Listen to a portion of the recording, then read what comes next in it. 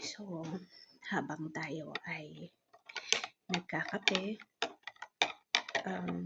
meron lang akong nabasa sa feeds regarding doon sa mag-asawa na parang yung lalaki naniniwala pa rin doon or sumusunod pa din doon sa magulang niya. Na-trigger nga itirik na kakabsat. Yeah. Na-trigger na talaga tirik na. Yes. Totoo nga naman yung sinasabi din ng girl doon.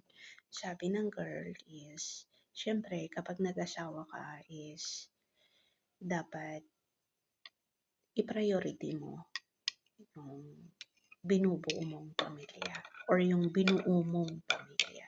Diba? May asawa at anak ka na. Kaya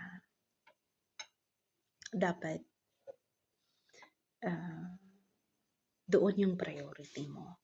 Pero parang ang nangyari yata dito sa story ng girl, nakikialam pa din ang mga parents-in-law niya. Lalo na sa mother-in-law.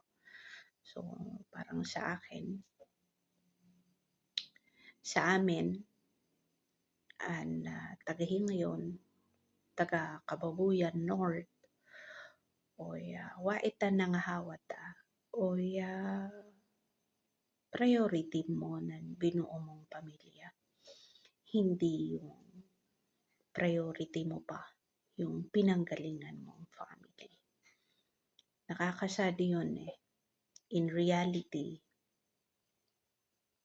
nakakasad. Parang, ano ba't nag-asawa ka?